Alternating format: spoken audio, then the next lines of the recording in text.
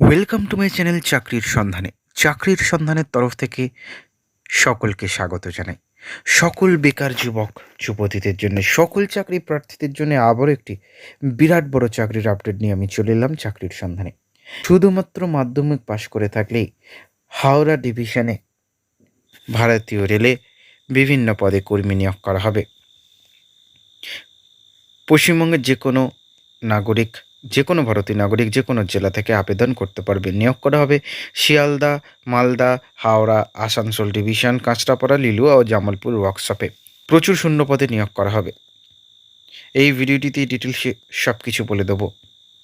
কোন কোন পদে নিয়োগ করা হচ্ছে, শূন্যপদ কতগুলি থাকছে, যোগ্যতা কী লাগছে, বয়সসীমা কী চাওয়া হয়েছে, কীভাবে আবেদন করতে হবে এবং আবেদনের লাস্ট ডেট কবে, সব কিছু বলে দেবো এই ভিডিওটিতে। প্রথম থেকে শেষ পর্যন্ত দেখুন, কেউ কিন্তু স্কিপ করবেন না। চলুন ডিটেলসে দেখে নেওয়া যাক। দেখুন, পদের নাম হচ্ছে অ্যাপ্রেন্টিস। 3115 শূন্যপদ আছে। যে সমস্ত পদে নিয়োগ করা হবে সেগুলো fitter, welder, machinist, printer, carpenter, lineman, electrician সহ বিভিন্ন পদে। শিক্ষাগত যোগ্যতা 50% নাম্বার নিয়ে মাধ্যমিক পাস সহ সংশ্লিষ্ট ট্রেডে এনসিভিটি, এসসিভিটি সার্টিফিকেট থাকলে আবেদন করতে পারবেন।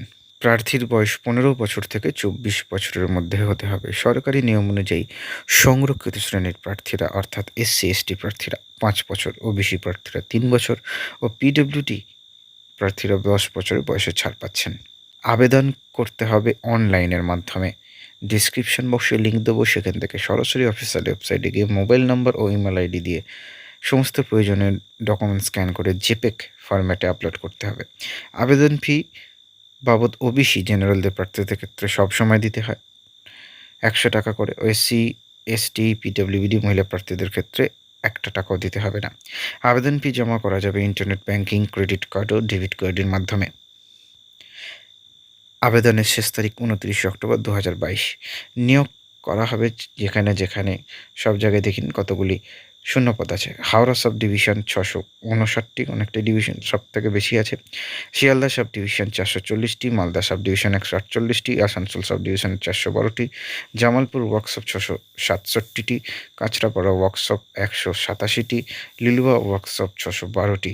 নিয়োগ কীভাবে করা হবে? লিখিত পরীক্ষা বা ইন্টারভিউ হবে না, প্রার্থীদের ডকুমেন্টস ভেরিফিকেশনের মাধ্যমে নিয়োগ করা হবে।